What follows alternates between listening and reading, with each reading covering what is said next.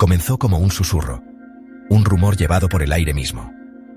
En los grandes pasillos forrados de tapices del palacio de Hampton Court y Whitehall, un olor extraño y fétido había comenzado a persistir. Era un olor dulce y empalagoso, el olor a descomposición que se adhería a las cortinas de terciopelo y se filtraba a través de las gruesas puertas de roble. Los cortesanos se llevaban pañuelos perfumados a la nariz, fingiendo admirar una flor o espantar un olor común de la calle, pero todos conocían la fuente. Nadie se atrevía a pronunciar su nombre, pues el origen de este horror creciente era el propio rey. El olor era el del rey Enrique VIII, un monarca vivo que, literalmente, se estaba pudriendo por dentro. Este era un secreto que todos guardaban, una verdad demasiado peligrosa para reconocerla en voz alta. El espectáculo del rey se había convertido en una actuación grotesca. Antes, un titán de hombre, ahora era una montaña de carne. Su enorme volumen solo se movía con la ayuda de elaborados mecanismos, una forma primitiva de silla de ruedas. Su pierna, envuelta en capas de vendajes de seda que nunca eran suficientes para contener la pútrida descarga, era el epicentro de su descomposición. La úlcera, una herida que lo había atormentado durante años, se había infectado hasta convertirse en una llaga constante y supurante. El olor no era solo de infección, sino de muerte en cámara lenta. Era el olor de un cuerpo que traicionaba a su dueño. Un poderoso símbolo de un reinado que había comenzado con tanta promesa, pero que ahora se derrumbaba bajo el peso de su propia corrupción y el inmenso y enfermo cuerpo del rey. Imagina la escena. Un cortesano es llamado a la presencia del rey. Deben inclinarse, sonreír y ofrecer palabras halagadoras, todo mientras intentan no vomitar. Deben mirar el rostro del rey, hinchado y enrojecido por la ira y el dolor, y fingir ver el rostro del gobernante elegido por Dios en la tierra. El aire es denso, no solo por el empalagoso perfume usado para enmascarar el hedor, sino por un miedo palpable y sofocante. Una palabra equivocada, un atisbo de asco en los ojos, podría significar un viaje a la Torre de Londres. Y así interpretaron sus papeles, los súbditos leales de un gigante moribundo y en descomposición, atrapados en un palacio que se había convertido en una tumba dorada, perseguidos por el olor de su rey vivo. Este capítulo final de la vida de Enrique es un contraste marcado e impactante con la vibrante imagen de su juventud. Fue el hombre que había arrancado un reino de sus cimientos religiosos, que había tomado 6 esposas en su búsqueda de un heredero y que había ejercido el poder con mano de hierro. Pero al final, todo su poder, toda su riqueza y toda su autoridad no pudieron salvarlo del único enemigo que nunca pudo ejecutar, su propio cuerpo fallido. El hedor que llenaba sus palacios era más que una dolencia física. Era el olor metafórico de un reinado que se había agriado. Una historia de cómo la decadencia física de un hombre reflejaba la corrupción de su alma y su reino. Para entender el horror del final de Enrique VIII, primero hay que comprender la magnitud de su poder. Él no era solo un rey, era un monarca absoluto, la cabeza de la Iglesia y del Estado. Su palabra era ley, su capricho podía reescribir las escrituras, y su disgusto significaba muerte segura. Cuando rompió con la Iglesia católica en Roma, no fue solo una maniobra política. Se declaró a sí mismo la cabeza suprema de la Iglesia de Inglaterra, convirtiéndose, efectivamente, en un papa dentro de su propio reino. Este acto por sí solo demuestra un nivel de autoridad casi inimaginable hoy en día. Disolvió más de 800 monasterios, apoderándose de su inmensa riqueza, un acto que sería equivalente a nacionalizar las corporaciones e instituciones religiosas más grandes del país de la noche a la mañana. Esto le dio una fortuna valorada en miles de millones en moneda moderna, que gastó pródigamente en palacios, guerras y su opulenta corte. La brutalidad que acompañó este poder fue asombrosa. Los historiadores estiman que durante su reinado de 38 años, Enrique VIII ordenó la ejecución de entre 57.000 y 72.000 personas. Este número es difícil de comprender. Incluye no solo figuras de alto perfil como 2 de sus propias esposas, Ana Bolena y Catalina Howard, sino también a sus consejeros más confiables como Tomás Moro y Thomas Cromwell. Más allá de la nobleza, miles de personas comunes fueron ejecutadas por oponerse a sus reformas religiosas o por crímenes simples. Introdujo nuevos y horribles métodos de ejecución, como hervir vivo, reservado para los envenenadores. Su paranoia creció con su poder, y la más mínima sospecha de traición era suficiente para enviar a una persona, sin importar su rango, al patíbulo. Sin embargo, este tirano brutal también era un hombre de inmensa cultura y aprendizaje. Fue un músico y compositor dotado, con piezas como Pastime with Good Company, atribuidas a él. Hablaba varios idiomas con fluidez, un teólogo apasionado que escribió tratados defendiendo la fe católica antes de romper con ella, y un gran mecenas de las artes y la arquitectura. Su corte era un centro de brillantez renacentista, atrayendo a eruditos y artistas de toda Europa. Esta es la gran contradicción de Enrique VIII, un hombre que podía escribir hermosa música por la mañana y firmar una orden de muerte para un amigo por la tarde. Fue tanto un creador como un destructor, un erudito sofisticado y un monstruo sediento de sangre. Esta dualidad es clave para entender su historia. No nació tirano, se convirtió en uno. Su reinado fue un viaje de un príncipe prometedor e iluminado a un déspota paranoico y cruel. Esta transformación fue impulsada por su desesperada búsqueda de un heredero varón, sus trastornos religiosos y, crucialmente, el dolor crónico que llegaría a dominar sus últimos años. El hombre que lo tenía todo, poder, intelecto, riqueza y encanto, fue consumido por lo que no podía controlar, su propio linaje y su propio cuerpo. La contradicción entre el príncipe culto y el rey brutal es la tragedia central de su vida. Una historia escrita con la sangre de sus súbditos y la decadencia de su propia carne. Antes de la obesidad, la paranoia y las heridas supurantes, había un Enrique diferente. El joven rey Enrique VIII era, según todos los relatos contemporáneos, una figura de deslumbrante magnificencia. Cuando ascendió al trono en 1509, a la edad de solo 17 años, fue descrito como el epítome de un príncipe renacentista. Medía unos impresionantes 6 pies y 2 pulgadas de alto, un gigante en una era en la que el hombre promedio era mucho más bajo. Tenía una constitución fuerte y atlética, forjada por una pasión implacable por los deportes. Su tez era clara y su cabello era de un sorprendente color auburn dorado, lo que le valió la admiración de embajadores y cortesanos por igual. El embajador veneciano escribió la famosa frase de que él era el potentado más apuesto que jamás había visto. Su destreza física era legendaria en toda Europa. No era un rey que simplemente observaba desde la barrera. Sobresalía en los deportes más exigentes y peligrosos de la época. Era un formidable justador, cargando contra sus oponentes con lanza y escudo. Una demostración de habilidad marcial que era esencial para un rey guerrero. También era un arquero hábil, un luchador poderoso y un jinete consumado. Pasaba horas en la cancha de justas, en la cancha de tenis o de caza, mostrando un nivel de energía y fuerza que parecía ilimitado. Esta vitalidad física era más que un pasatiempo, era una proyección de poder, asegurando a su reino y a sus rivales que Inglaterra estaba dirigida por un guerrero fuerte, vigoroso y capaz. Más allá de sus habilidades atléticas, el joven Enrique era un gobernante carismático e inteligente. Poseía una mente aguda y un amor genuino por el aprendizaje, la música y la teología. Se rodeó de los grandes pensadores humanistas de la época, como Tomás Moro, y su corte era un vibrante centro de cultura y celebración. Componía música, escribía poesía y debatía complejos puntos teológicos con entusiasmo. Esta combinación de perfección física y profundidad intelectual lo hacía parecer un rey sacado de la leyenda artúrica, un príncipe dorado destinado a llevar a Inglaterra a una nueva era de gloria. Su primer reinado estuvo lleno de mascaradas, banquetes y torneos, un festival aparentemente interminable que celebraba su juventud y poder. Esta imagen del príncipe dorado es lo que hace que su transformación posterior sea tan trágica y horrible. Es crucial recordar a este joven vibrante, apuesto y talentoso, para comprender las profundidades a las que caería. La caída no fue solo física, sino total. El atleta quedaría inmóvil, el rostro apuesto se hincharía hasta convertirse en una máscara de dolor, y la mente aguda se agriaría en sospecha y tiranía. El recuerdo de este glorioso comienzo acechó a su corte.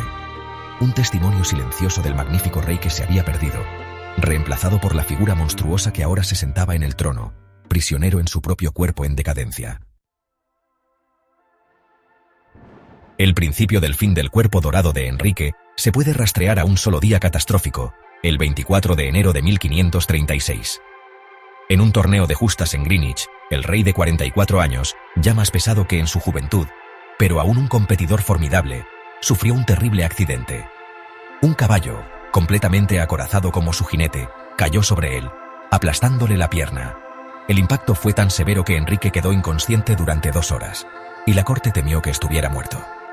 Aunque finalmente recuperó la conciencia, la lesión que sufrió ese día nunca sanaría del todo.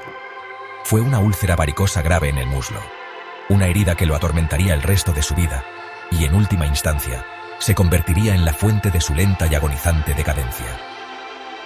En la medicina Tudor, la comprensión de la infección y la circulación era prácticamente inexistente. Los médicos del rey, a pesar de todo su supuesto conocimiento, eran impotentes ante las realidades de una herida tan grave. La limpiaban, aplicaban cataplasmas e incluso la cauterizaban con hierros calientes, pero estos tratamientos a menudo eran más perjudiciales que útiles. La úlcera parecía cerrarse, solo para supurar por debajo, causando una inmensa presión y dolor antes de volver a abrirse, liberando una secreción maloliente. Cada vez que esto sucedía, la infección probablemente se adentraba más en el hueso, creando un caso crónico de osteomielitis, una infección ósea profunda que es difícil de tratar incluso con antibióticos modernos, y que era una sentencia de muerte en el siglo XVI. Este calvario recurrente tuvo un profundo impacto en la vida del rey. El dolor constante y punzante en su pierna limitaba severamente su movilidad. El atleta que una vez pasaba sus días cazando, luchando y justando, se vio obligado a llevar un estilo de vida sedentario. Ya no podía hacer ejercicio para quemar las grandes cantidades de comida y cerveza que consumía, lo que siempre había sido parte de su personalidad real. Su dieta, rica en carne roja y azúcar, era una receta para el desastre para un hombre inactivo. El accidente de Justas no solo le causó una pierna mala, desencadenó un círculo vicioso de inmovilidad, aumento de peso y empeoramiento de la salud que lo transformaría en la figura monstruosa de sus últimos años. La herida se convirtió en el punto central de su vida, un recordatorio constante y humillante de la traición de su cuerpo. Dictaba su estado de ánimo, su capacidad para gobernar y sus interacciones con los demás.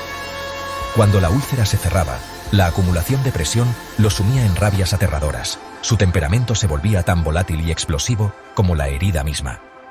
Los cortesanos aprendieron a temer estos periodos, ya que el dolor del rey invariablemente se desahogaba con quienes lo rodeaban. La caída en el campo de Justas fue más que un accidente. Fue el momento en que Enrique el atleta murió, y Enrique el tirano, atormentado por un dolor interminable, comenzó a emerger verdaderamente. La década que siguió al accidente de Justa vio a Enrique VIII sufrir una, impactante transformación física. El rey, antes atlético, se hinchó hasta alcanzar un estado de obesidad mórbida. Su dieta, estimada en unas 5.000 calorías diarias, consistía principalmente en carnes asadas, pasteles y vinos dulces. Un festín digno de un guerrero, pero, honestamente, veneno para un inválido. A medida que su movilidad disminuía, su peso se disparaba. Al final de su vida, se cree que pesaba cerca de 400 libras, o 28 stone, aproximadamente 180 kilogramos. La medida de su cintura se expandió drásticamente, un hecho que podemos rastrear a través de las piezas de su armadura que aún sobreviven. Una armadura hecha para él cuando era joven muestra una cintura de aproximadamente 34 pulgadas. La armadura final de sus últimos años mide unas asombrosas 54 pulgadas. Este inmenso peso trajo consigo una serie de problemas de salud debilitantes. Mover su enorme cuerpo se convirtió en una tarea monumental. Dependía de lo que los cortesanos llamaban máquinas, lo que hoy describiríamos como sillas de ruedas o grúas primitivas, para ser izado a su caballo o para moverse por sus palacios. Caminar se volvió un esfuerzo agonizante, y a menudo tenía que ser llevado de una habitación a otra en una silla por 4 sirvientes fuertes. Sus piernas, hinchadas de líquido y afligidas por úlceras supurantes, apenas podían soportar su volumen. Probablemente sufría de diabetes tipo 2, presión arterial alta y gota, todas condiciones exacerbadas por su peso y dieta, lo que lo habría dejado en un estado de constante dolor e incomodidad. Sin embargo, el signo más visceral de su decadencia seguían siendo las úlceras en sus piernas. Pudo haber más de una, y eran una fuente constante de agonía y podredumbre. El hedor de las heridas infectadas se volvió abrumador, obligando a los cortesanos a empaparse de perfume y quemar incienso constantemente en presencia del rey. Los vendajes tenían que cambiarse varias veces al día, una tarea espantosa que revelaba la extensión de la putrefacción. La carne se describía como podrida, la secreción copiosa y pútrida. Esto fue una humillación profunda y personal para un rey obsesionado con su imagen y virilidad, un hombre que ahora presidía su corte en medio de un innegable aura de decadencia. Esta ruina física era un espectáculo público, aunque uno que no podía discutirse abiertamente. Todos en la corte veían al gran rey, el símbolo de la fuerza de Inglaterra, reducido a un inválido indefenso y grotesco. Veían la tensión en los rostros de los sirvientes que lo cargaban, olían la infección que ningún perfume podía enmascarar, y presenciaban su respiración dificultosa y su rostro, enrojecido e hinchado por el dolor. El colapso físico de Enrique VIII no fue un sufrimiento privado. Fue una lenta desintegración pública del cuerpo real, un símbolo aterrador de cómo incluso el hombre más poderoso de la tierra podía ser abatido por las debilidades de su propia carne. El deterioro físico de Enrique VIII se reflejó en un aterrador declive psicológico. El dolor crónico e implacable es una fuerza poderosa, capaz de retorcer el carácter de una persona, y para Enrique, actuó como un catalizador para sus peores impulsos. El rey, antes carismático y afable, se vio consumido por una ira volátil e impredecible. Su temperamento, siempre formidable, ahora se volvió legendario. Estallaba en furia violenta ante la más mínima provocación. Sus estados de ánimo oscilaban salvajemente y sin previo aviso. La corte, antes un lugar de celebración, se transformó en un paisaje de miedo, donde los cortesanos vivían con el temor constante de provocar la ira del rey. Su dolor lo convirtió en un monstruo y convirtió su corte en su jaula. Este deterioro mental alimentó una profunda paranoia que envenenó sus relaciones y su reinado. Veía conspiraciones y traiciones por todas partes. Desconfiaba de sus consejeros más cercanos, de sus amigos e incluso de su propia familia. Esta paranoia llevó a algunos de los actos más infames de su gobierno.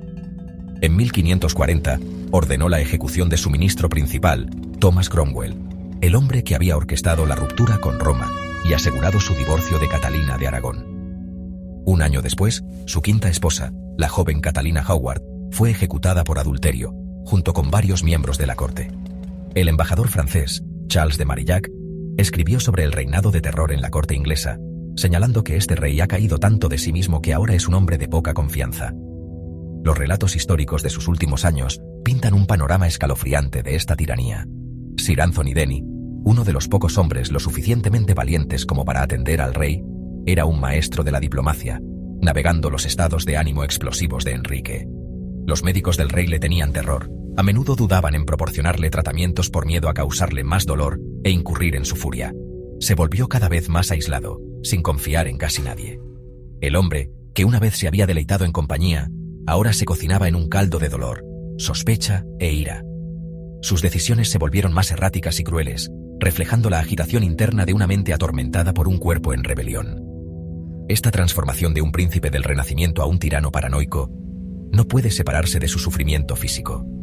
La agonía constante de las úlceras en las piernas, la humillación de su inmovilidad y el miedo a su propia mortalidad deformaron su juicio y erosionaron su humanidad. Había construido su identidad sobre ser un rey fuerte, viril y magistral. A medida que su cuerpo no cumplía con esa imagen, compensó con actos de poder y crueldad cada vez más extremos.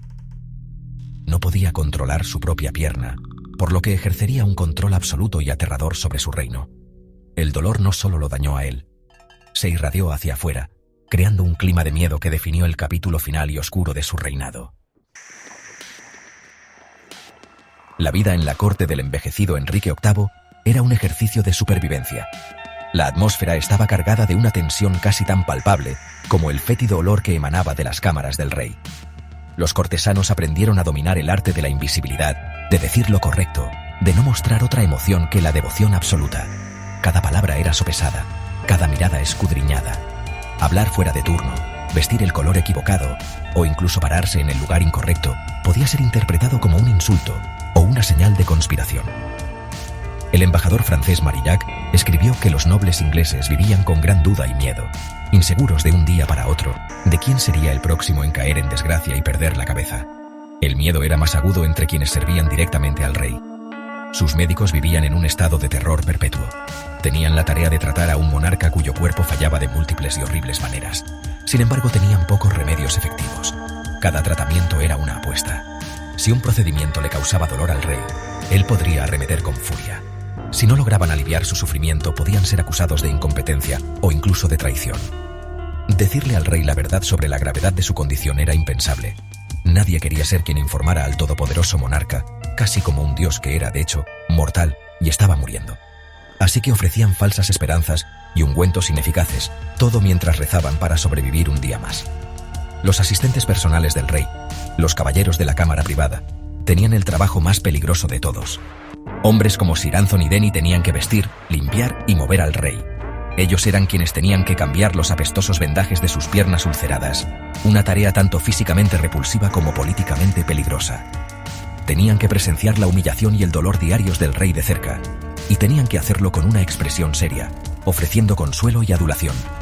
Ellos controlaban el acceso al rey, y por lo tanto, eran increíblemente poderosos, pero ese poder tenía un precio terrible.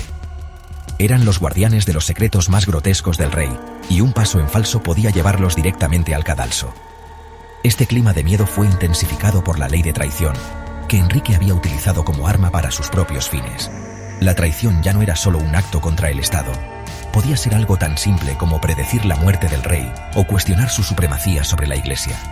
Esto creó una corte donde todos eran un espía potencial, y los susurros en los pasillos podían ser reportados al Consejo del Rey. Los amigos traicionaban a sus amigos, y los miembros de la familia se delataban entre sí para salvar su propia piel. La brillante corte del joven Enrique se había convertido en un nido de víboras, un lugar de gritos silenciosos y ojos vigilantes, todo girando alrededor de la figura decadente y monstruosa en el trono. En sus últimas semanas, Enrique VIII se convirtió en una figura verdaderamente aislada. Los grandes salones del Palacio de Whitehall, una vez llenos de música y risas, cayeron en silencio, silenciados por la gravedad del final inminente. El rey estaba confinado a su cama, su enorme cuerpo ahora completamente inmóvil. Se decía que el hedor de sus piernas era insoportable, perceptible a varias habitaciones de distancia, un anuncio constante de su deterioro. El dolor era implacable, y él entraba y salía de la conciencia. Su famoso temperamento ahora reducido a gemidos de dolor y murmullos delirantes. Los cortesanos que una vez habían competido por su atención, ahora mantenían su distancia, dejándolo al cuidado de un puñado de asistentes valientes o con sentido del deber. Su muerte el 28 de enero de 1547 fue un asunto solitario y temible. Mientras yacía moribundo, nadie se atrevió a pronunciar la palabra muerte. Predecir la muerte del rey seguía siendo un acto de traición, y el terror que había infundido en sus súbditos duró hasta su último aliento. Sus médicos y consejeros lo vieron desvanecerse, demasiado asustados para convocar a un sacerdote o para decirle que su final estaba cerca. Fue solo cuando quedó claro que le quedaban horas, quizás minutos, que Sir Anthony Denny finalmente se armó de valor. Acercándose, le dijo suavemente al rey que, a juicio de los hombres, no parecía que fuera a vivir, y le sugirió que recordara a Cristo y pidiera su misericordia. Enrique, apenas consciente, supuestamente susurró que sí, pero que deseaba hablar con el arzobispo Thomas Cranmer. Cuando Cranmer llegó convocado desde su palacio en Croydon, ya era demasiado tarde. El rey había perdido la capacidad de hablar. El arzobispo, un hombre en quien Enrique confiaba, se inclinó sobre el monarca moribundo y le pidió que diera una señal de que moría en la fe cristiana. En respuesta, Enrique, con lo que debió ser su último aliento de fuerza, logró apretar la mano de Cranmer, y luego se fue. El titán, el tirano, el hombre que había reformado una nación y aterrorizado a una corte, murió no con un rugido, sino con un gesto silencioso y débil. Durante horas, su muerte se mantuvo en secreto, los consejeros tramando en silencio la sucesión mientras el cuerpo del rey se enfriaba. El capítulo final y grotesco de la historia de Enrique ocurrió durante su procesión fúnebre. Su enorme ataúd forrado de plomo era tan pesado que requirió una gran compañía de hombres para moverlo. En el viaje a su lugar de descanso final en el castillo de Windsor, la procesión se detuvo durante la noche en la abadía de Sion. Durante la noche, la presión de los gases en descomposición dentro del ataúd hizo que estallara. Los fluidos corporales del rey se derramaron en el suelo, y en un momento de suprema ironía histórica, se vieron perros lamiendo los restos reales. Fue un final asqueroso e impactante, visto por algunos como un juicio divino sobre un rey que había profanado tantas casas religiosas, incluida la propia abadía de Sion. El temido rey, solo en la muerte, ni siquiera pudo llegar a su tumba intacto. La imagen del ataúd explotando de Enrique VIII es más que una anécdota histórica espantosa. Sirve como una metáfora poderosa y adecuada para todo su reinado.